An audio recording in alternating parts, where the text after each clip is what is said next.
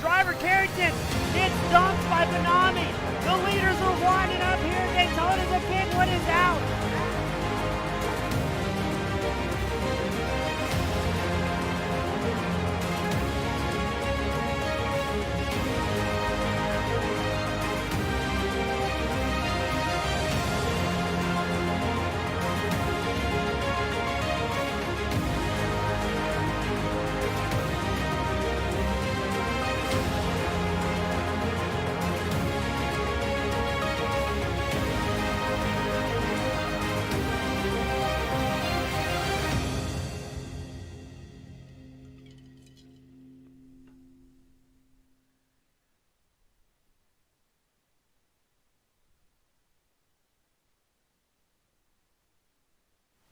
Good evening, race fans. Welcome back to the Rubbins Racin' Next Gen Series every Tuesday night, sponsored by Butt Kicker. Feel what you've been missing. Tonight we're at the virtual Iowa Speedway, and it's guaranteed to be a good one.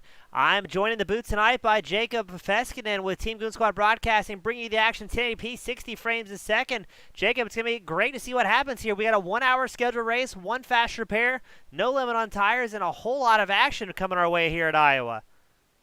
Yeah, I'm looking forward to this. This should be a great combination of a track that provides some good top-end speed down the front stretch with plenty of abilities for drivers to make some passes through off-throttle time and outbraking everybody into 1 and 3. Yeah, going to be interesting to see how it comes out. Not quite the cookie cutter format. This is the track that you and I have both run in the Tour mods and I believe the super late models here as of late. So it's going to be very unique to see how these next-gen Cup cars make things happen. These next-gen cars, the car of the future, the car of tomorrow, whatever you want to call it, but still waiting on the data to come in from NASCAR that'll trickle into iRacing. So I'm curious to see how this is going to be a development night for a lot of these drivers who maybe aren't quite used to running these machines and trying to figure out as we go. Now, the saving grace though is all these drivers are on the same fixed setup tonight, so everybody on the same equipment as far as on track goes. It's just going to be all about the connection between the steering wheel and the driver, I should say, and the seat. I butchered that analogy. But Jake, I mean, at this odd track, how do you think the strategy is going to play out here tonight? You're going to see some guys trying to push hard in case they expect frequent cautions to come out, try to make passes when they can, get themselves in the best track position possible. I think you could see some other guys trying to lay back a little bit, be a little bit nicer to their tires, save it in case we get some long green flag runs. Probably it stops every so often when we get cautions for fresh rubber. That's going to be a big thing here, and I think you're going to see some guys searching for some different lines, especially through 3 and 4. You can easily favor both the low side and the high side, so that should make for some pretty good side-by-side racing and definitely some interesting points coming out of turn 4 as the guys come together. Yeah, good point about the tire savings. Unlike a super speedway or even the mile-and-a-half cookie cutter courses, this track can definitely be tough on that front right tire. If you start driving it in too deeply, you can quickly burn up that front right and then find yourself with a meeting with that outside wall here at Iowa. So I think you're right. I think tire savings is going to be the big name of the game, trying to keep your nose clean till late on in the race. And with these fast repairs, it always makes it interesting as well, as drivers know they have that get-out-of-jail free card at their disposal. So that means if you're tuning in for the first time with us tonight, if they have a big incident early on in this main event, they can go back down pit road, hopefully on their own power, and then come back out after using that fast repair with a brand new race car. But you only get one of those left in reserve, so don't want to use it up too early. We've got a pretty healthy grid here tonight. It looks like 19 drivers making their way out. 22 Ford Mustang, Logan Butler sitting second, David Reed running third. So right now, it's Ford running first through fourth. Would you ever expected that, Jacob? Not certainly if you go off of the past season of real-life NASCAR racing. Obviously, the Ford struggled a good bit, but this is iRacing with a little bit of a different setup and obviously unknown data to many of these drivers, so it's a fresh slate and a lot of guys a chance to put in a good run. Yeah, I'm interested to see how Joseph Penn, the number 24 machine, he's currently our fastest Toyota Camry after qualifying. He qualified 8th with a 24.03, not that far off the pace, 0.14 seconds off of DeLeo. So it'll be very interesting and intriguing to see how these guys shape up. Now, last week we saw a lot of single groove racing where if a driver hopped to the outside line, they were getting left in the dust. I think with a shorter track here at Iowa, it could shake things up. But I'm going to go ahead and run it through tonight's grid. Starting on pole, Dominic DeLeo. Logan Butler starts second. David Reed starting third. Garrett Hall starting fourth. We've got Wayne Gridden starting fifth. Stephen Gibson starting sixth. Matt Kleeman starting seventh. Joseph Penn, Race Control Pro, starting eighth. Nick Leo starts ninth. Kevin Haas starting 10th. Randall Hicks 11th on the grid. Robert Mathis Jr. starting 12th here tonight. Cycling to back, we got Butch Taylor starting 13th. Aaron Sire starting 14th. Carter Lenz, who's getting some love from Grant Pintock, I believe I said that right, starting 15th tonight. Charlie Gates Jr. starts 16th. Leaf Smith starts 17th. Jake Vanoski starting 18th. And Mark Cusano will round out the 19-car grid here. Now, Jake, what do you think is going to happen? Are we going to see big early moves, or drivers going to try and be patient? What is the predictions coming into tonight? I am always going to be wrong with whatever I say with this, but I expect to see kind of a 50-50 split. I think a couple of your guys up front are going to be pushing early, trying to build a little bit of a gap if they can. I think your guys in the back are definitely going to be pushing hard to try to make up some spots, and I think everybody in the middle, that 6th to 14th range, might kind of see a split strategy, and some save, some go hard. Yeah, I think that's a pretty safe prediction. I'm interested to see how DeLeo and Butler do on the start here. DeLeo, number 22, he'll be starting the inside line. And Butler will be on the high line in the blue and orange 99 machine. And that reminds me, I need to make sure we're updated as well as these drivers' paints. But going to be interesting to see if they try and quickly hop into line or maybe try and race right from the get-go. I'm curious to see as we get them formed up double file here at Iowa. and getting ready to start tonight's main event. Yeah, I think you're going to see Dominic definitely pushing. I think he's looking for a little bit of a revenge, a little bit of a recovery after a off-pace finish last week for him. He had a great first and second race, and going to be looking to rebound from that. I think I'll be interested to watch Wayne Grunin and see if he can continue these runs. He's been running fairly consistent overall, keeping it in the top 10 every round so far. Yeah, I gotta agree with you. A lot of the usual names and suspects have been up front each and every week. Gonna be interesting. We've had a lot of first-time winners on track, and maybe showing some of the wily veterans what it takes to go fast every week. Yeah, that's awesome to see. It's a really, really tight points battle coming in right now with the drop weeks included. You've actually got 3 guys tied atop the standings and 3 guys tied for second, and we look like we're about ready to go green as pace car pulls off. Pace car is in. It's DeLeo and Butler on the front row. Reed and Hall your second row, and away they go as DeLeo gets a little bit squirrely before crossing the start-finish line. And then Butler disappears from the server. He's lost connection. But he's back. The number 99 machine shows back up just ahead of now Garrett Hall, the number 13 machine. He's going to slide his way up into second as DeLeo tries to answer early on here tonight. Yeah, he's trying to charge hard on the inside. He's tucking in line. They're coming down the front stretch. He's looking at that high line down the front stretch, but tucking it down to the bottom. That's probably the line I would be favoring early on in order to save tires, to try to keep some momentum up. Yeah, curious to see already. You're seeing drivers working different lines here as Hall, Butler, DeLeo looking high, looking low. Butler still on the high line trying to work his way around Hall, your race leader. DeLeo staying right behind Hall as well, and takes a brief look at maybe joining Butler, who's trying to slingshot his way around. But Jake, look at this. Here comes Steven Gibson, Joseph Penn, working their way inside the top 5 as the race leaders are busy battling. Yeah, we got a great battle for the top 5 here. A couple double wide racing there. A lot of guys kind of stretching out single file right now. We've also got some good battling back in the pack. Multiple guys running side by side as they're trying to sort it out through the early laps. Yeah, I'm impressed that just like that, Hall and Butler who keep going back. It looks like Butler may have tagged the wall there, but what's that doing is allowing those guys like DeLeo, Gibson, Penn, David Reed, Kevin Haas inside that top 7. Ample opportunity and a much bigger hole in the air to push their way up towards the front. If these top 3 would have maybe just stayed together, they could have stretched their legs, but it appears to me with these heavy racing going on up front, that's allowed the field to stack up a little bit as we watch Joseph Penn, the number 24 machine, almost tag Steve Gibson in the battle for 4th. Yeah, we're almost starting to see kind of 2 packs forming. Joseph Penn's trying to check up to that front pack, pull away a little bit. Kevin Haas falling back a little bit, but it's certainly early on and plenty of time for guys to close up as everybody's fanning out down the front stretch, trying to get all they can get right now. Great battle up front, though, for 2nd through 5th on track. Yeah, I mean, it's about to be a 4-car battle for 2nd. DeLeo, Gibson, Hall, Penn, all in the mix here as Penn's been making some moves. He's up 3 spots early on tonight. Make it 4 as he slides up alongside Garrett Hall.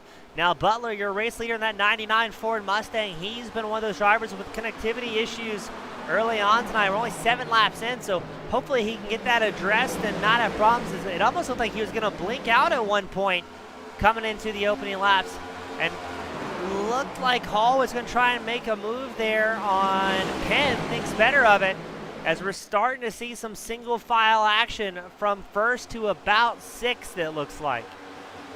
Yeah, it looks like it's actually almost starting a little further back. Everybody through about probably 11th or so is starting to get a little single file. We've got some battles back in the pack, but everybody up front, I think, is kind of feeling their cars out, starting to build those pressures and temps up, getting them nice and comfortable, and about ready to just log some laps. It's super early on, so no real reason to push it too hard right now. Just find yourself a nice groove, kind of start getting the rhythm and start clicking off laps. Agreed. Even though we do have that fast repair in reserve, the last thing you want to do is tie up that repair with a needless early incident. Kind of want to save that towards the end, the last 10, 15 laps when you have to start pushing hard and maybe use that front bumper. As we're going to pan back up front, DeLeo and Butler battling hard for the lead. DeLeo the inside line, number 22. Butler on the high line in the 99 machine. And now Gibson and Penn are going to go side by side for 2nd as well, trying to work their way up and maybe battle for the lead themselves. Yeah, I got to say, nice recovery by DeLeo after probably not his most favorite start. Butler hanging on the outside. I'm curious to see if Butler's going to be taking the strategy of just let DeLeo push as hard as he is, give him the closing rate that he had, and just let him see if he wants to burn up more tires and ride in behind him. Yeah, Butler, he's been running that mid to high groove all night long so far. Now, Jake, in your experience, is that a line that's going to save a little bit of tires, or are these drivers that are looking for the long run speed, are they going to try and get down low towards the apron early on? Traditionally speaking, the bottom line is going to be a little bit nicer on your tires. However, you can easily dive it in quite hard. As I say that, Logan Butler tags the wall coming out of turn 4 on the front stretch. But traditionally, that bottom line is going to help save, although you can easily drive it in very hard and have some issues. Almost looks like there was some side-by-side contact between. That was Penn, the number 24 machine, I believe, Gibson in the 53. And Gibson, talking about tire wear, almost looks like he's starting to push and plow that front right early on here tonight. We'll watch him as he goes into turns 1 and 2, but he may be losing tires a little bit earlier than the rest of the field in front of him.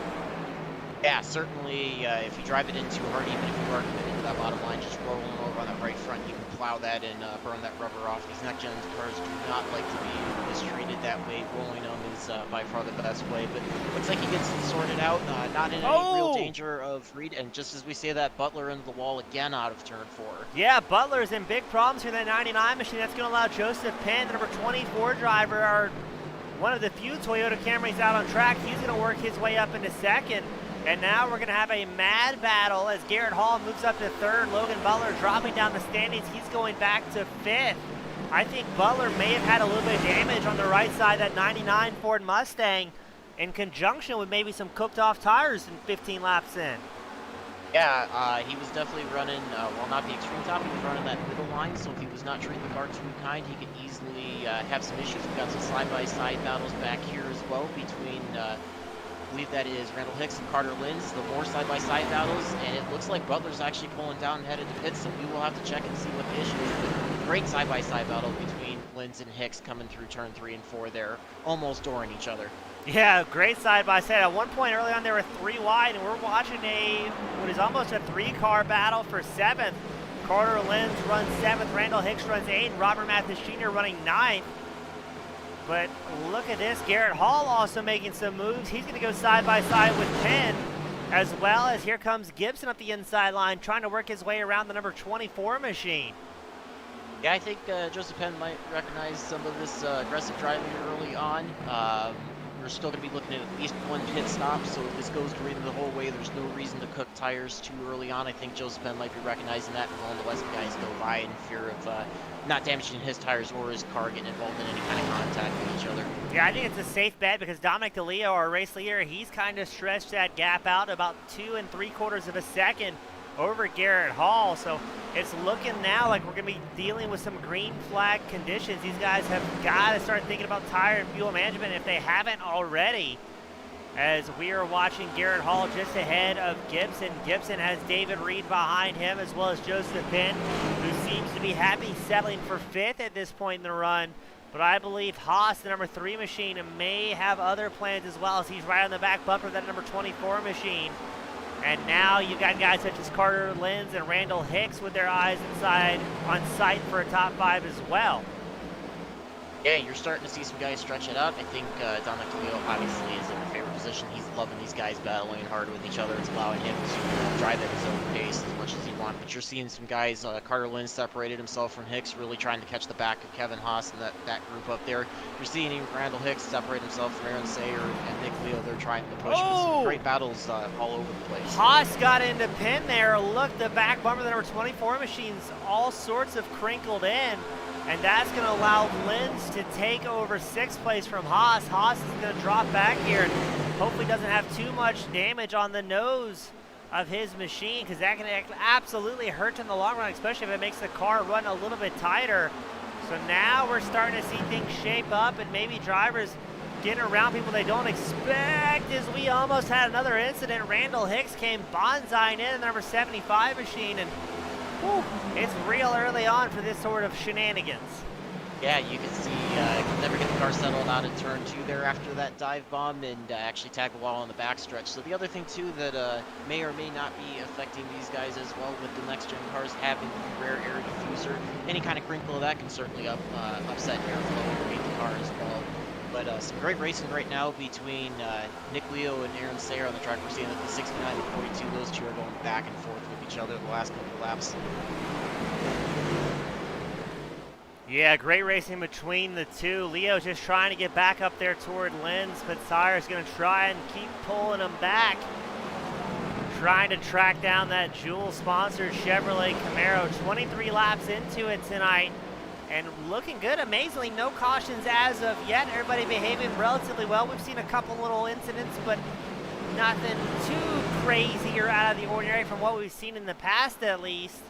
And now Haas trying to answer once more against Penn after their lap contact, or their contact on lap 19, I should say. Joseph Penn, I believe, is in tire savings mode as your race leader DeLeo just checking out here today. Yeah, I think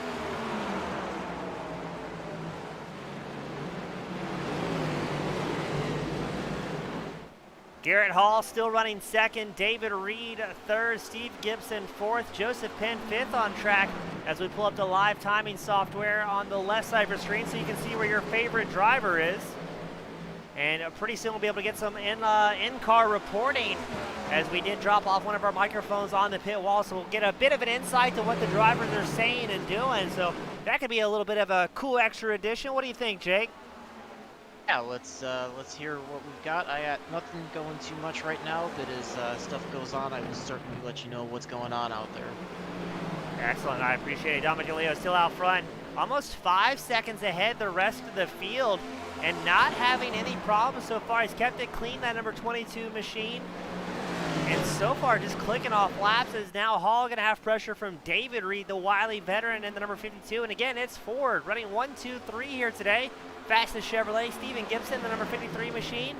And Joseph Penn, the Toyota Camry, our fastest, running fifth. And now Wayne Grenon's going to initiate his green flag stop on lap 27 and maybe see some drivers take this opportunity to get off pit cycle with the rest of the field.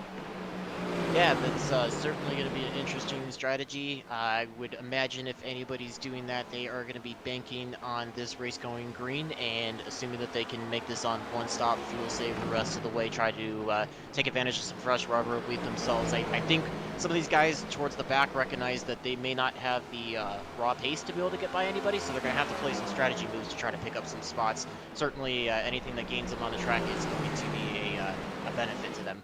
Yeah, right now lap times are over a second and a half slower than these racers' best, only 29 short laps into it. So I guess that raises a good question. Are we going to see drivers coming in for tires, or are we going to see drivers coming in for fuel and stretching out as long as they possibly can? Now I'd imagine DeLeo's going to stay out as he's still running about on pace with Garrett Hall in 13th running, excuse me, the number 13 machine running second. But I don't know, are you going to see some of these guys come in early, take rubber, and get back out there as quick as they can and try and make up the time difference without the tire saving in the back of their head? Yeah, I think you might see some guys try to pull that strategy. I think you might see a couple different strategies here. Some guys might try to wait it out and see if they can get that caution to allow them to pit without losing too much in the way track position. I think you might see some guys try to go halfway, split it in half. I think you might see some guys that know what their fuel window is, hit it right at the opening. Some guys may try to short pick and take advantage of that rubber since there is such a fall off here. As we say that, we still got great side-by-side battles. Great battle right there between Reed and Hall as they're probably not too concerned with tire saving right now. I think they're both concerned with trying to take over that second position. Yeah, those guys are out there racing. Looks like Hall's going to hold on to it here. Reed still trying to work that inside line. And the number 52 machine. We've got a lot of drivers coming down pit road. Matt Kleeman, Jake Vinoski, and Mark Casuno all coming in on lap 32. We'll keep an eye out now, Jake. It looks like about 15 to 16 seconds what we're going to see for somebody taking 4 fresh Goodyears and taking gas. Does that sound right in your experience? Yeah, that sounds about right. These single lug nut tire changes are a little bit quicker, but obviously still have the standard fueling process, so unfortunately you can't beat out that if that's going to be the bottleneck on the pit stop. So certainly much faster than other cars on the iRacing server for pit stops. Yeah, Matt Kleeman's still in his stall after 19 seconds. He had problems on pit road, leaving his stall almost in 20 seconds, so he got back out there, but quite a delay getting there. Now look at this. Oh, we might have something going on here. Aaron Sayer has problems at the start-finish line. Not sure if that must have been a self-spin or what the issue may have been, but thankfully we avoided the caution as everybody's starting to initiate that cycle out here today. Yeah, I believe he might have had some issues coming off of turn 4 onto the front stretch, and doesn't look like there's too much damage, maybe a little bit of left front damage to the car, but overall it looks fairly clean, so he's going to bring it down onto pit road, get some service there, and we are able to stay green as he stays out of the racing line. Now, last week at Las Vegas, a bit of a bloodbath. Seems like maybe drivers have it a little bit more figured out here at Iowa, which to me seems a little bit backwards, Jake. I would think the smaller track would yield more problems compared to somebody like Las Vegas. Do you think maybe the more open track allows to get drivers of all skills a little bit closer together as opposed to the short track? Or what do you think brought out all the cautions last week compared to so far a relatively good race tonight at Iowa? I think it's a combination. We see, by the way, just want to mention, we see the second and third place cars coming into pit, so looks like you're dragging a couple people with them as well, so definitely some varying pit strategies out there. But no, back to what you're saying, I think the difference between it is Iowa allows for a couple different lines, as I mentioned at the start. You can run high and low. That allows people to fan out a little bit, and right now the current rules package that iRacing has with these next-gen cars on a track like Las Vegas, it is pretty much flat out wide open, very similar to a Daytona or a Talladega, just on a smaller scale. So guys gotta try to push as hard as they can to get what they can, because the edges are so thin and it's so tough to get by each other. So I think that's why you see a little bit more cautions, a little more action that way compared to this week in Iowa. Yeah, I think that's a safe bet. Drivers may be playing a little bit more carefully. Dominic DeLeo still staying out. Your top 5, DeLeo, Leo, Gibson, Penn, and Smith stretching out that fuel run. DeLeo still running about 0.05 of a second faster than his competition, Nick Leo, who's 8 seconds back, and almost a half second faster than anybody else who's on that same set of tires. Now this will be very interesting, as now you've got 5 drivers on the lead lap. I'm going to guess here DeLeo and the rest of the top 5 that are still out there are going to stretch it out as long as they possibly can, and maybe see if they get a caution that could put a large portion of the field out of striking distance in the back half of the race. Absolutely. I was just going to say, I think if I'm DeLeo, I'm probably looking to stay out as long as I can maintain a gap over the other guys on the lead lap and not give you too much. Certainly you're going to be giving up quite a bit of time to the guys on fresher tires, and just as I say that, he pulls off the track headed to pit road, so a little bit earlier than I would have expected. I think you might see some other guys possibly consider stretching it out to somewhere between 40 and 50, split this run in half, and try to take advantage, have a little bit fresher rubber if we go green the entire way than some of the guys that pitted earlier on in this run. Yeah, Nick Leo, he's on that strategy, it looks like, as well as Steven Gibson and Joseph Penn. Your top 3 is going to stay out, but they are going to be, this is where it's going to get very dangerous for a lot of the drivers, as now it looks like Leo's going to come down pit road. Let's see if Gibson and Penn follow. Gibson signals he's going to come in. Into pit road, and Penn looks like all 3 are going, so I think they recognize the advantage of the tires. If you stay out too long while guys are picking up a second and a half, 2 seconds a lap on you, you can certainly easily lose that gap you had. Yeah, not to mention it's just downright dangerous when you've got 20 drivers out there and half the field's running 2 seconds off the pace. When these draft trains start making their way by, it gets a little bit more exciting than you want it to be when you're slicing and dicing through traffic. Again, with drivers, different tire strategies as well as different skill sets. So now let's see how long the drivers are going to opt on this fuel as well. Most of the field came in around lap 30 to 35. So we're expecting our pit window to open up between lap 60 and 70 for another cycle of green flag stops. Unless, which is always the question, we see some drivers do something a little bit different, maybe throw a wrench in things tonight. Yeah, like I said, I think some of the guys that are at the back that have been running back there, Butch Taylor, Randall Hicks, Aaron Sayer, Lee Smith, any of those guys, I think you might see them try to roll the dice, try to just gain any positions they can. Like I said, when you feel like you're down on speed, you have to play something into your favor to try to get there. And pit strategy is obviously one of the easiest things you can control in that sense. And now a lot of these drivers are going to have clean track ahead and behind them, and that may help with their tire wear as well. Without that aero wash causing your front end to tighten up, you may see Garrett Hall in a good spot here to keep his head down and chugging along. He's about 1.3 ahead of Haas, as both drivers are on the same tire strategy as well.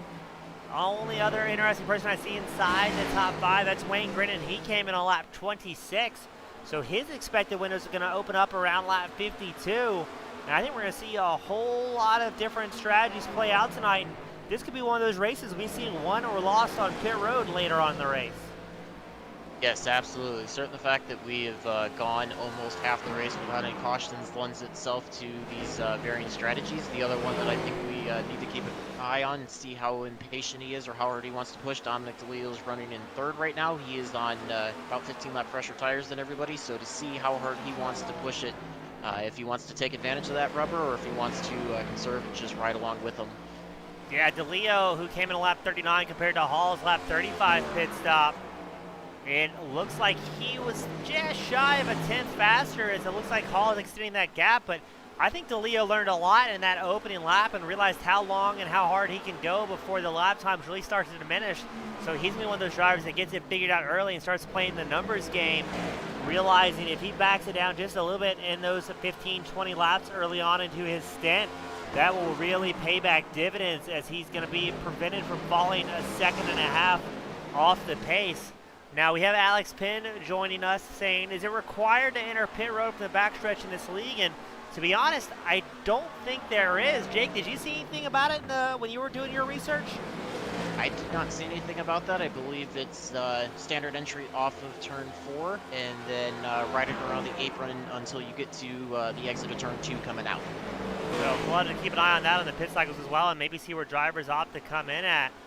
Now, what Alex Penn is asking for our other viewers at home is when do these drivers need to signal they're coming down pit road? Do they get off the track coming into turn 3, or are they going to hold it wide and come flying around, slingshot off of turn 4? So we'll keep an eye on that as some of the drivers should be coming in relatively the next 3, 4, 5 laps for their second stop of the night.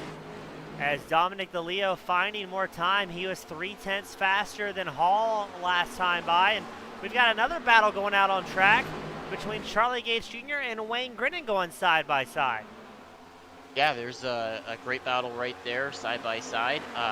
They are both on slightly different strategies, but both trying to put together. I think Wayne Grinning is definitely making a really good run out of that alternative pit strategy that he took. He hit it a little bit earlier than everybody, but he's certainly making the most of it, making a good jump from where he was. Yeah, good to see some of the drivers making strides. Charlie Gates Jr., that number 55 Ford Mustang, he's up 11 spots, so he will be our current hard charger on track. And making some big moves. Now, Gates is also one of those drivers on a lap 35 pit stop, so he'll come in around lap 70 if he stays true to form, or what you see here, Jake, is some drivers trying to stretch it out on this second stint and maybe have a shorter final stint with a two-stop strategy. Not quite sure what we're going to see is most drivers showed 40 laps is about the most they're going to stretch it out. And now Mark Casano is going to come back down pit road on lap 50 to fire off our second batch of pit stops here tonight. I think as soon as the first driver comes in the pit road, which this run is Casano, I think everybody starts to get into their head, okay, what do I want to do? When do I do it? Sometimes you may see them commit to their strategy that they had pre-planned. Some of them may jump off of that. Certainly, you try to get what information you can, but sometimes these guys are going to keep that information close to the vest and not reveal too many of their cards too early on. And I did miss it here. DeLeo took over the race lead from Garrett Hall and quickly puts about a 6/10 advantage over the number 13 machine. And now DeLeo is going to be cutting through traffic as I believe that maybe Aaron Sire and Randall Hicks just ahead of him. I believe that is correct. Yes, Sire goes a lap down, and now Hicks will get ready to go a lap down. Now, Hicks and Sire on a lap 33 and 36 pit strategy as well, so similar pace tires as the race leader, DeLeo, makes contact with traffic. Yeah, I think that might have been a little bit of a miscommunication there. Don't think there's anything set between the drivers, but I think Leo in the 22 expected Hicks to give him a little more of the inside line coming out of turn 4 down the front stretch, and Hicks was expecting DeLeo to be a little bit kinder and stay off of him. Traditionally speaking, it is the faster car's responsibility to get around cleanly. However, we generally side with the gentleman's rule that the slower car will lead the preferred line to the faster car. So the 22 would have certainly expected Hicks to move up and give him a little more of the run, but how much of that move up is always for debate, and that's what creates a lot of those great battles and great confrontations that come up after races. Yeah, and that can be terrifying for your race leader, DeLeo. He's got to worry about his own driving as well as competition. Doesn't matter if they're on the lead lap or not. They still have the ability to send DeLeo back to the hauler early tonight. So that is a game of patience, having to navigate traffic, especially late into your run as well. where the car not necessarily as nimble as you would like it to be, and that's when you can see drivers start to plow up and maybe tag their buddies on the inside quarter panel by complete accident, just not able to hold it down there as the car and the tires really get worn out as the run progresses. And look at this, Nick Leo making ground as Kevin Haas comes down pit road, and he will take over third place once more.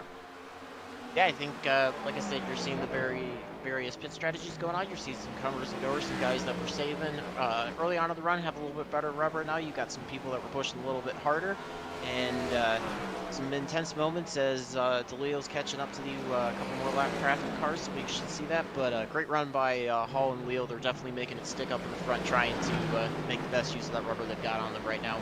Yeah, everybody doing whatever they can with whatever they got. DeLeo and Leo are on a lap 39 and 40 pit strategy, as well as Steven Gibson. He's running fifth in number 53 machine. He came in a lap 40. So those are the three cars we can expect that maybe stretch it out a little bit longer. And that would put them in a pretty good position. If they can make it to lap 80 before their next pit stop, they will hands down have some of the freshest tires on track to bring us home. But look at that, Jay. We're going to have our first caution of the night, and that's going to throw a wrench in everyone's plans. Yeah, I think you're about to see everybody jump on the pit road now. All strategies are probably going to converge to pretty much the same thing. Take a look at it. Looks like Wayne Grennan just lost control off of turn 2, shoved it up the track, and then we had a little bit of an issue with, I believe that was Robert Mathis. We pulled the replay. There you go. You're seeing him lose it off the front stretch and just nowhere to go there for inside car coming in on Wayne Grennan there. So that's kind of what happens, I think, when you start seeing some different strategies there on the tire wear. Yeah, guys able to push hard and guys running real tight, not able to go anywhere. So let's see that once more. And yeah, just looped it all on his lonesome and traffic nowhere to go. Poor Wayne Grennan pulverizes himself and then competition alike, and he's going to be going back to pit road and try and get that thing hammered back out. But that will be our first caution of the night. Yeah, it was a great run, and certainly allowed for some interesting pit strategies. I think, like I said, you're going to see everybody on the lead lap on pit road now. There's no questions. It's just too much of a gamble to not come in and get fresh rubber now, especially with unlimited tire sets. Yeah, I agree. The top 11 drivers, 12 drivers that are on the lead laps, diving down pit road to try and get those Goodyears thrown on there, fill up so they can make it till the end. But I take that statement back. Now, we've seen DeLeo and several of the drivers click off 40-lap stints on a set of tires. That's going to put them 15 laps short compared to what they were looked like they were planning on. I was kind of bet on these guys coming around lap 80 and then a final 35-lap sprint. So what do you think's going to happen here now that the caution has thrown a wrench in everything?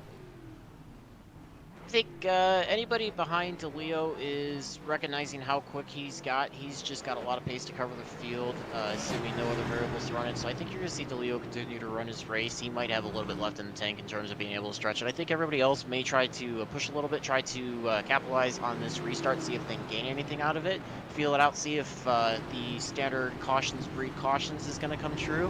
If it doesn't, you might see some of them try to get into some tire and fuel savings, see if they can stretch it out the last 55 laps and just complete this without any more stops. Now that's an excellent point. Cautions breed caution. So what we mean by that is most of the drivers are going to be out there now with a fresh set of sticker tires. The cars are going to be a lot looser than they've expected in the past, and that may have been why we saw Grennan with that incident coming out on track and just looping it with suddenly slick tires until they've got heat in them. So now you've got the drivers, some brand new tires. They're used to a car that's been tight all night long, and we're going to bunch them up back together and tell them to go fast. So this might be one of the most exciting restarts we have of the evening. Yeah, absolutely. I think you're going to see some guys recognize how to handle these cars on cold tires. I think you're going to see some guys trying to push hard and may run the risk of looping it. It's traditionally takes a couple laps to get these cars up to temps and build up the pressures in the tires for them to get comfortable, and at that point then you kind of feel a little bit better and you push hard, but it can certainly be hairy the first couple laps, especially when you're trying to get as many spots as you can. Yeah, I think this is going to be exciting. We're going to look for Garrett Hall. He'll be starting on the high side of the number 13 machine to try and make moves on DeLeo, who will be on the front row. Nick Leo, Steven Gibson rounded our second row. And it'll be David Reed and Charlie Gates Jr., your third row for our first restart of the night. But I got to say, we made it halfway through the race, or relatively close to halfway, and No cautions until that mark, so I'd say that's a pretty good accomplishment by our drivers tonight, especially coming off of a cookie cutter and coming to something that's a little bit shorter and tighter. That's a pretty good night at the racetrack. Yeah, I've been really impressed with the driving. I think you've got a lot of guys that obviously are starting to get a little more comfortable now that we are in the 4th race of the season with all the new drivers. I think you're seeing some guys learn who they can push around, who they can be a little wary around, and everybody doing a great job keeping cars under control, especially given all the varying pit strategy we saw and the big difference in fresh tires versus worn tires. Yeah, I don't really see any reason for anybody to try and stay out here. Just not worth the track position if the field's going to leave you in 10 laps. I mean, that would be a massive gamble at the halfway mark. So I think, yeah, like you said, everybody taking 4 fresh Goodyears at this point. As we're going to watch some of our drivers get away brown and clear out that front row for our race leaders. I'm excited. This has potential to go really well or really terribly, but no in between here. Yeah, I think it's going to be great. We should have 12 cars on the lead lap for this restart, and certainly a lot of cars. There looks like there's 4 cars 1 lap down, so they're all going to be battling hard for that lucky dog position to try to capitalize if we get another caution. So certainly going to see some varying strategies that should lead to a lot of exciting racing. Yeah, I'm very interested to see what's going to happen here. Most of the top 10 drivers have been up front at one point tonight. As we get ready for the iRacing pace car to make its way down pit road. Steven Gibson having problems at number 53, but the pace car is in. And here we go once more. Dominic DeLeo hard on the gas. And if we're going to see some craziness, it's going to be now, my friend. Yes, absolutely. I think you might see some guys be a little bit careful getting on 53 to Steven Gibson as he has those blinking issues. For lack of better explanation, blinking is when we're having intermittent connection issues with the iRacing server. It's not exactly sure where to place you on the track, so it momentarily flashes you. If it gets real bad, you'll see the car actually jump up in the air like it's been slingshotted. But as we say that, Garrett Hall or Nick Leo with a pass around to Leo on the outside, so he's certainly capitalizing on that fresh rubber, stretching out the lead going through 1 and 2. I think he's going to be pushing hard, taking all he can. Not really worried about tire savings, just trying to stretch it out and build a gap. I think he knows how fast Leo is, and he's got to try to take all the time he can get right now. Yeah, and that's going to be very interesting as well. If this thing goes green, is that going to really hurt Leo at the end of this? Or is he banking on another caution here to maybe make those early jabs towards the front well worth it? As we watch Nick DeLeo, Dominic DeLeo, Steven Gibson, Garrett Hall, Charlie Gates Jr. in the top 5, all pushing hard here. And less than 1.3 seconds, 1.2 seconds separating the top 5 early on this restart. Yeah, we got a lot of great battles, even though they're kind of nose to tail. A lot of guys kind of taking some different lines through the corners. You can see they're in a general consensus of running the low to mid line through 1 and 2.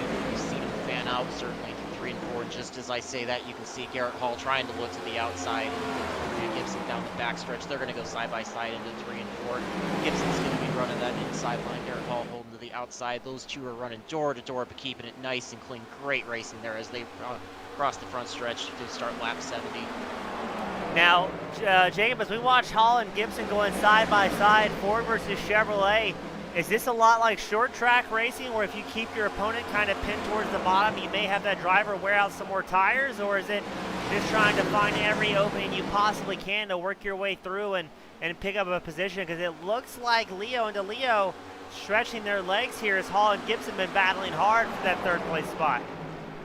Certainly think there's some merit to that. Just as you say that, we see Gibson try to throw the move, look to the inside, and they're 1 and 2 on Garrett Hall on the outside. But yeah, there's certainly some merit to the driver down that can definitely cause them if they want to try to get the run off of you, picking up the throttle a little too early, burning up that right side. But you got to be careful with that because obviously some guys don't take too kindly to that, and they may not pitch you the brakes when you think you need them, or they may drive you a little bit harder as well. So wow, we watch Gibson definitely running hard. He's really diving in, trying to get the inside line on Garrett Hall into the corners, but that's costing him that runoff as Garrett Hall's just able to pick up the phone much earlier and get a better runoff at 2 and 4. Now a little bit odd, Carter Lenz, number 4 Chevrolet, he comes down pit road as well. Well, it looks to be like a regular scheduled stop, so I'm wondering if he was trying to get on the lead lap earlier and maybe he did something to risk it, or maybe find himself having to repair some damages late into the race. Garrett Hall takes the position from Steven Gibson and holds on to the number 13 machine up front. As now it looks like Leo and DeLeo starting to get a little bit closer together here, but more importantly, Hall and Gibson inching their way up to DeLeo, now only about 4/10 off the back bumper of that number 22, aptly running second. Now Leo and DeLeo, no strangers to winning races here at the Rubbins Racing Next Gen Series. And I'm still curious to see if Leo will have the pace, if we can get this thing to go green for about 30 more laps, 40 more laps, if he's going to have the tire wear, or is it going to be somebody like DeLeo, or maybe even somebody further back that we're going to see working their way up towards the front, who maybe had tire conservation in the back of their mind. Now that being said, I don't think it's going to be Gibson and Hall, as these guys are still putting on a show for third. Yeah, I think tire wear might be the last thing in their mind. I think these two are dead set on trying to get by each other, but nonetheless, that is providing for great racing. There's some guys that love the fuel and tire strategy of racing. There's some guys that love all-out racing. It's very clear what these two have in their minds right now, but it's providing for some great battles through every lap. They're both running each other very clean, but definitely running each other hard, not cutting each other too much slack. So love seeing this side-by-side action between the two of them. But yeah, absolutely. I think we're going to see a good gap there. I think DeLeo may try to push Nicky a little bit, see what he's got for him, see if he can try to force his hand a little bit and make him burn up a little bit more than he wants, but he also may choose to lay back a little bit. I think Stephen Gibson and Garrett Hall are just content with trying to get by each other, and if one of them can stretch it out like we're kind of seeing right now with Gibson, see if he can try to get to the back of Dominic DeLeo there and try to challenge something, stick his name in. We'll see if we can actually have a fourth different winner to start the season here in the Rubbins Racing League. Now our race leader, Leo, he's running about identical lap times as DeLeo, running second. This is going to be a tongue twister. Hang tight, ladies and gentlemen. Leo with a 24.67, DeLeo with a 24.63. So the two different Leos running almost identical lap times here. Both drivers came in on lap 60 under caution 17 laps ago to kind of reset the playing field. And now Leo has lap drive to contend with the number 4 of Len, who has fresh tires on lap 68. He should be able to make his way by the leader, but hopefully Leo doesn't have to slow down too much here, as he's still holding about an 8/10 advantage over DeLeo. DeLeo found about 2/10 on that last lap. So I think Leo is trying to facilitate a pass to lap traffic, saying, hey, go around, let me work on my tire saving, because here comes DeLeo quickly closing the gap, and it looked like DeLeo ran in extremely deep there in turns 3 and 4. Certainly, that would be my logic if I was Nick Leo up in the front. I think I'd be trying to get the lap car by me as quickly as I can, recognizing that he's certainly going to have pace on me and that I've got a big enough lead. There's not too much reason to jeopardize that, trying to keep that guy down a lap. But basically just trying to get him by as quickly as you can and get yourself reset to try to get back to a little away from DeLeo, because he's quickly seeing him fill in his rearview mirror, picking up a couple tenths over the last lap or so, and certainly that may worry him. But if he feels like he can match the pace as the run goes on, he may be okay with him picking up a little bit and seeing that he might have a little bit of fresher rubber, a little more to use if it comes down to a late race move under green. Well, we may have problems, as Robert Mathesina, number 29 Ford, he had a moment coming out of turns 4 as well, and that number 29 machine gets it collected going back out, so we almost had a caution interrupt things here today. But look at this, Jake up front, 4/10 of a second separating DeLeo and Leo. We saw Leo push hard early on while DeLeo kind of held back and maybe kept the tire way underneath them. So Nick and Dominic about to put on a great show here, and we may see that tire saving warning we were given early in the broadcast come to fruition, as the number 22 is getting closer and closer to the 69 and ran about a 10th faster that last time by. But now Nick DeLeo has been caught by Dominic DeLeo, as Dominic is squarely in the draft and may be able to make a pass to the lead happen here. Yeah, you can see Dominic is definitely sticking by that inside line through the corners. He's getting that car right on that yellow line, trying to get it down, find what we commonly call the grip strip there where the paint is. That typically provides some good extra traction for the left side tires to help that car really turn through the corner without using too much extra wheel input. He is closing up big time as he gets right up to the back bumper out of turn 2. These two are going to go nose to tail down the back stretch. Dominic DeLeo looking to the inside, going to make the big move for the pass. They're going to run nose to tail through 3 and 4 as they come off the corner. The outside line of Nick Leo's going to get a little bit of advantage, but Dominic DeLeo with a great run as they go side by side down the front stretch. That time by only 200 separating the two cars. So certainly Dominic DeLeo getting big advantage there, pushing hard, but I really wonder if Nick Leo might be content to just save a little bit of tires, say, go for it, Dominic, I'm going to hang right with you and see if I can give a little bit more at the end than what you might have. Yeah, both these drivers extremely smart. They're playing the racing game here. You may see those two lean on each other and try and kind of tempting the other driver to pick up the pace faster than what their tire strategy calls for. And maybe that's going to be what DeLeo does, is he gets a few car lengths between him and Nick Leo, stretching it to about a quarter of a second down the backstretch into 3 and 4. So right now, DeLeo's setting the pace. He's about 10 faster than Leo the last time by. Leo may find himself trapped here trying to track down the race leader, as we saw Leo use up a whole lot of traction early on in the run, and that may be what DeLeo is counting on if we go green the remaining 30 laps here tonight.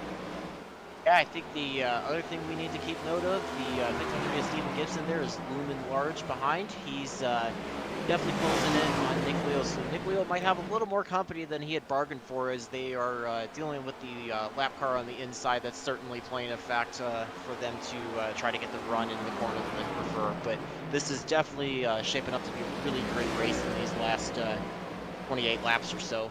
Yeah, that's Kevin Haas coming out of pit road on lap 83 with relatively fresh tires, so he's going to be out there putting down some blazing fast lap times and probably getting around the leader relatively quickly.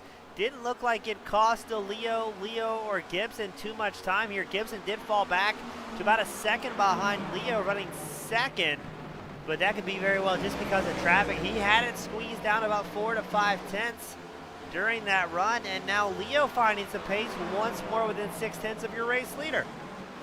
I think we've got a great race shaping up. I think as soon as you saw Dominic DeLeo get by Nick Leo, he was definitely on the gas hard, trying to stretch that lead out. I think he's trying to build as much as he can. You can see him building the gap over the field, but certainly that may come at a cost if he does happen to use up more tires later on. And like I said, Nick Leo may be playing that game where he just wants to ride close enough to keep himself within striking distance that he can take advantage of having fresher tires at the end if he expects this to go green the way. There is something to be said that you certainly want to have fresher rubber than the drivers in front of you, but you've got to be close enough to be able to take advantage of that, because you don't want such a big gap that you can't overcome it in the limited laps, as we only have 26 laps to go. So we are getting into the waning stages of this races.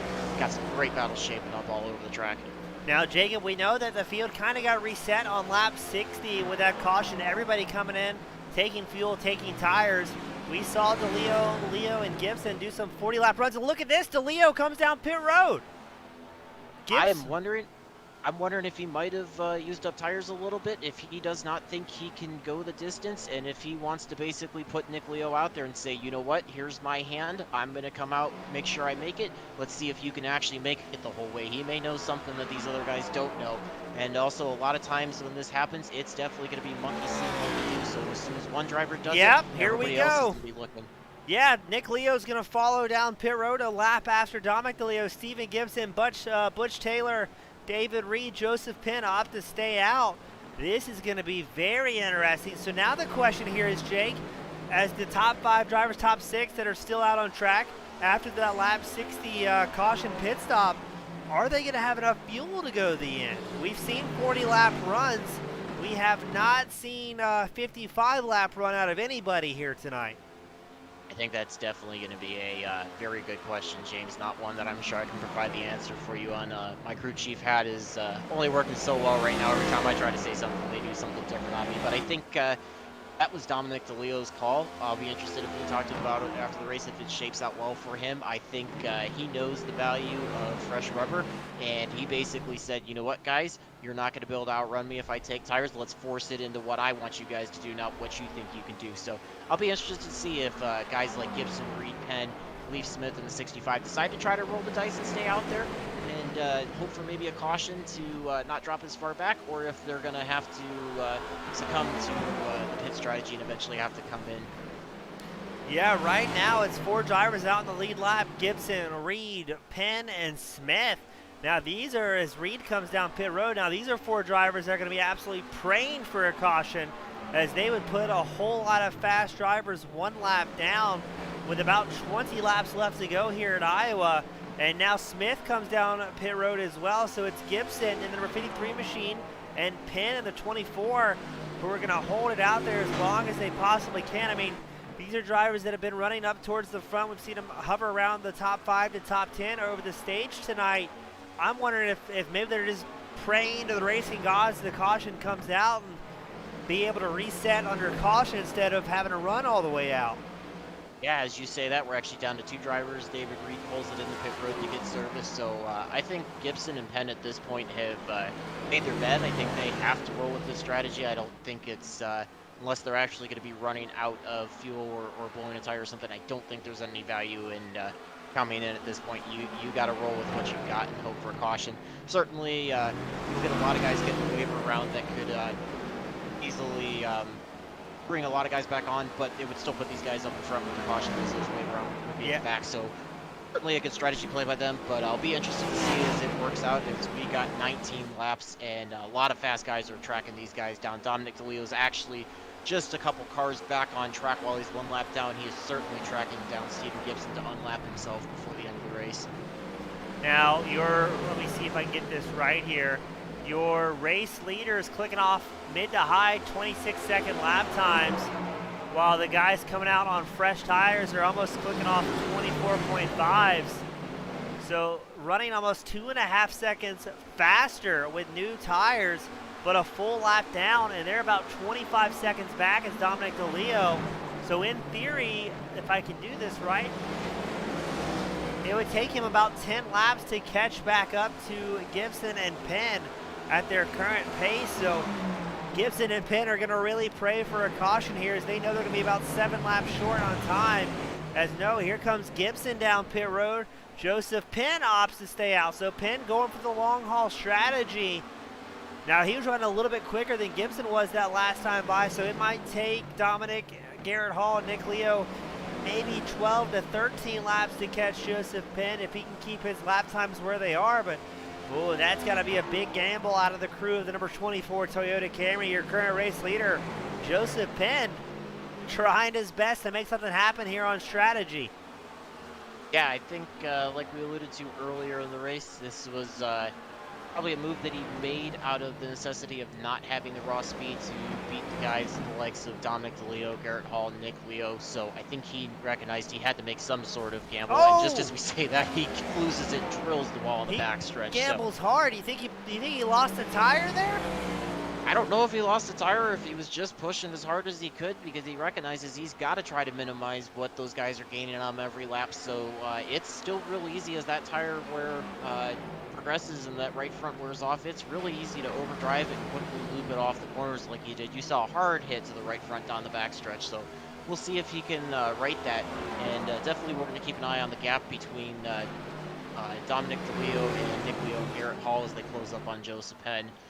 And say that he's going to come across. We're going to have 13 to go, so this is going to be a great battle. This is shaping up to be an awesome race, even if we happen to get a late race caution.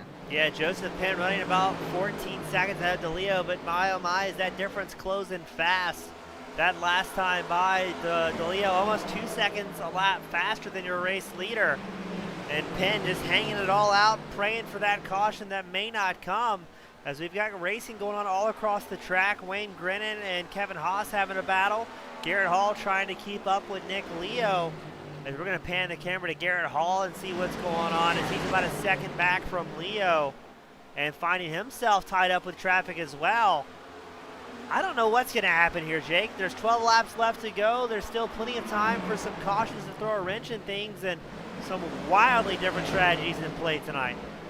Yeah, you're seeing some guys that stayed out, like David Reed, who pitted a few laps ago. He's got the fresh rubber. That's why he's working his way by Garrett Hall. I think you're going to see some of those guys recognize that it's in their best interest to try to get them by as quickly as they can, but certainly they all have to be pushing as hard as they can to try to close up the Joseph Penn. Dominic DeLeo is definitely in your best position. He's got about a 2.1 second lead over Nick Leo should they be able to get by Joseph Penn for the lead. And he is certainly clicking off laps like a madman trying to get there. He's about a second and a half faster than Joseph Penn right now. So shaping up, he could get to there with about 3 or 4 laps to go. And my oh my, this is shaping up to be a great finish. Now Steven Gibson just made his way around Jake Fanoski for 9th after he came in a lap 99. So he's going to be able to come out and put out some blistering fast lap times as he slides up alongside Butch Taylor and the number 33 Toyota Camry. But We were talking about late race cautions. These are the moments where it could happen as drivers are coming out with fresh tires and they know they've got to absolutely push as hard as humanly possible to try and make something happen. And you got guys such as Joseph Penn who haven't been out there or haven't come in over 40 laps. So very differing tire strategy is going to lend itself to some really tight moments and possible incidents, as Gibson has Kevin Haas about 3 seconds ahead of him. But we're going to go back to your race leader, Joseph Penn, who knows that Dominic DeLeo is 5.5 seconds off of his back bumper and only 8 laps left to go. That last time by, DeLeo was about 1.7 seconds faster than Penn. So he knows in his back of his head, DeLeo should be able to catch up and get the race lead. And I think Joe Penn just going to do his best to stay out there, keep his head down, and see where the cards fall. It may not be a win if we go green all the way out, but he still may be able to salvage a podium at the end of this.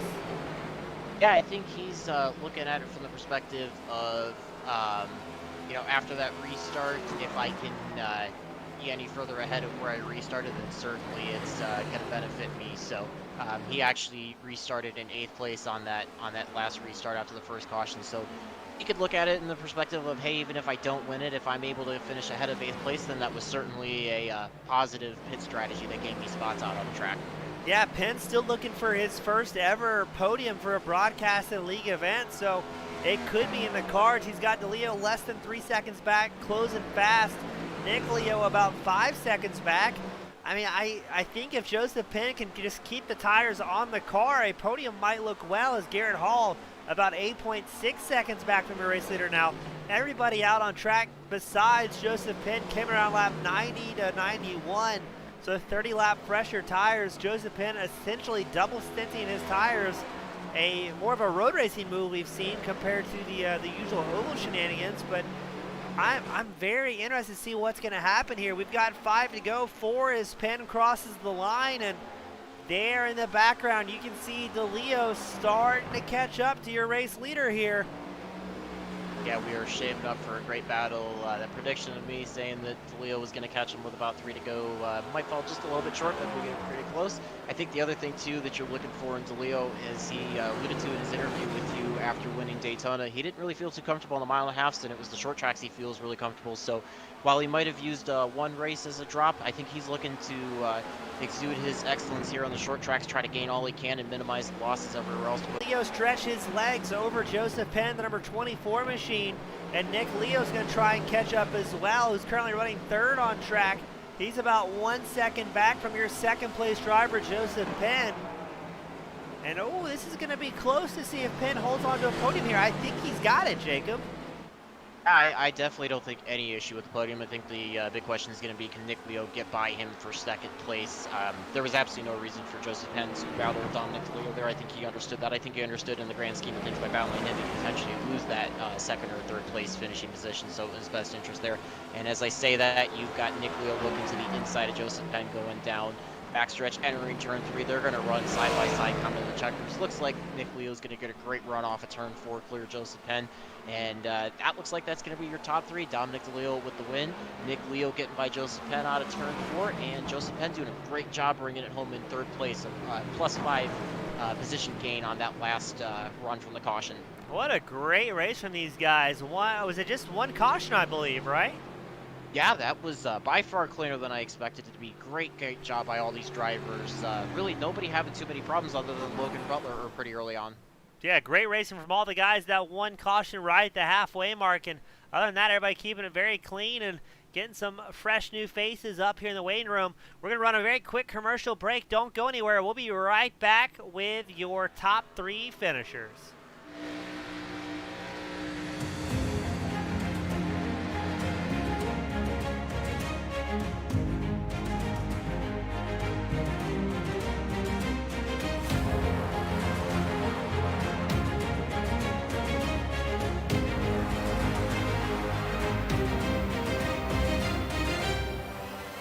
Driver Carrington gets dumped by Benami. The leaders are winding up here. Daytona, the big one is out.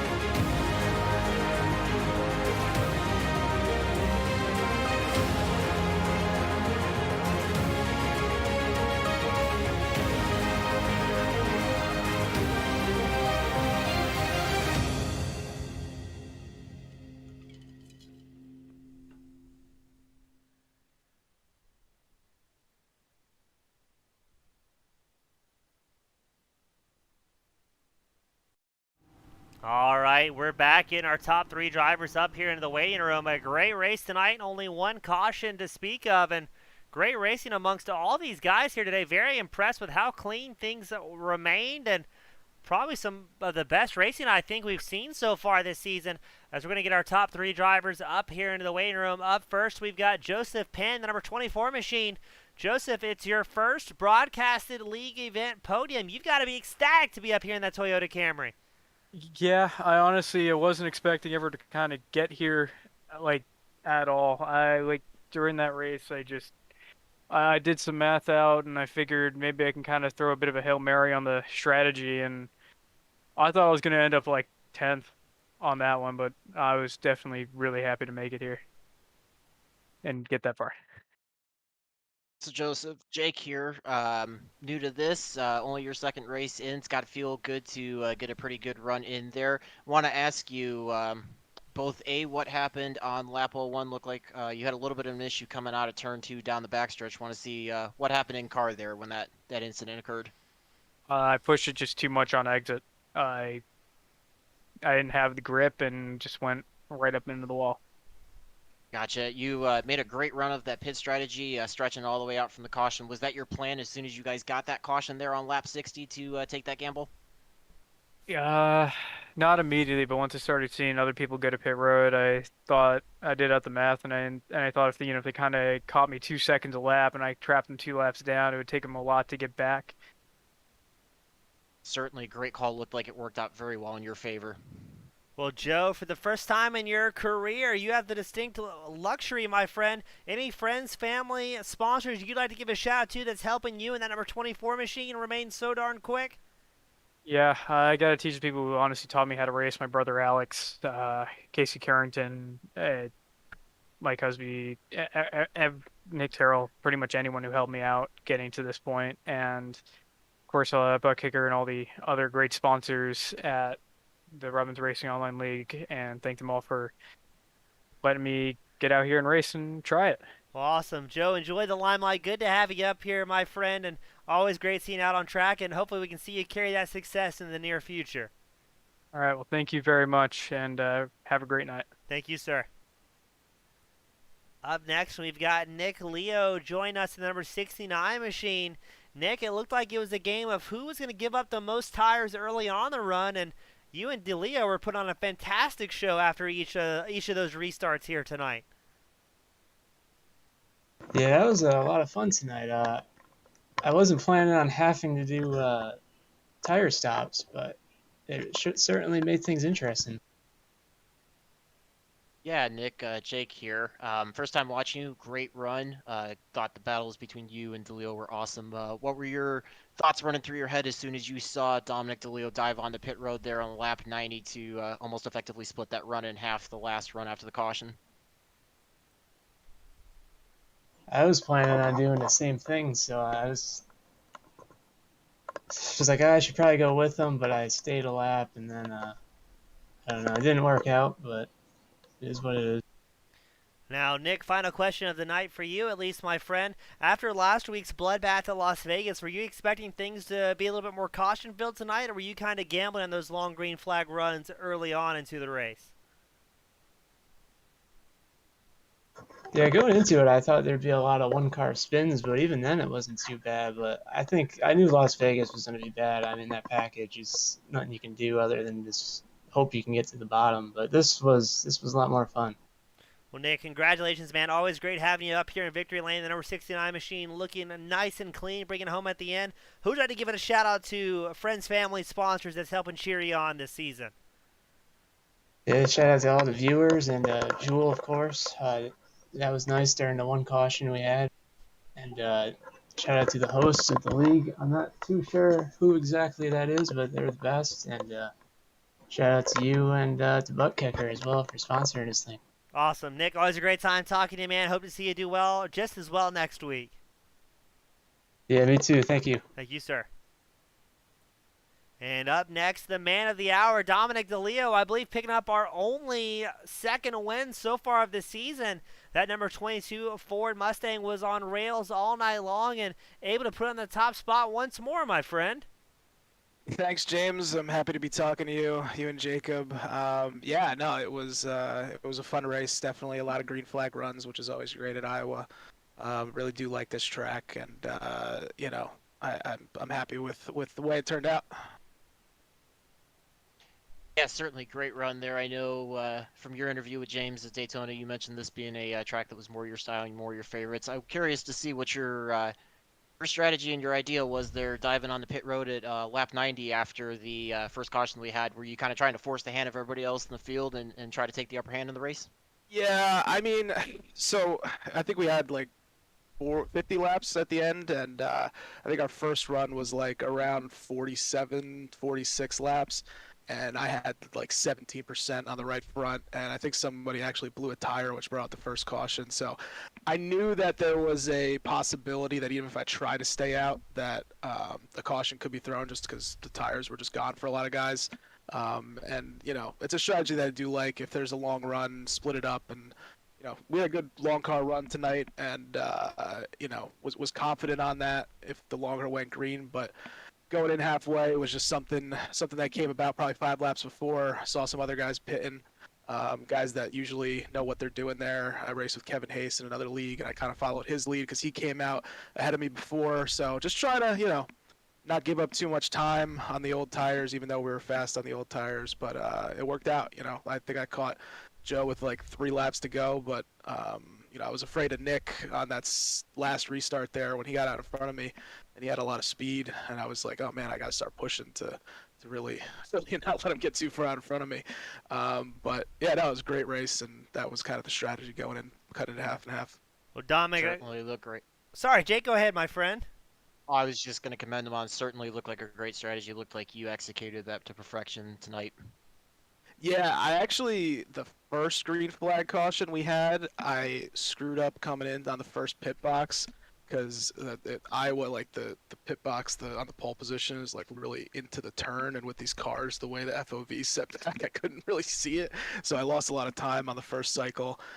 So I was just trying to have a good pit stop. I was afraid I was going to come out behind Nick, and once I came out in front of him, I kind of just knew that stay within myself, run my laps, hit my times, and I'll end up catching Joe, and that's what happened.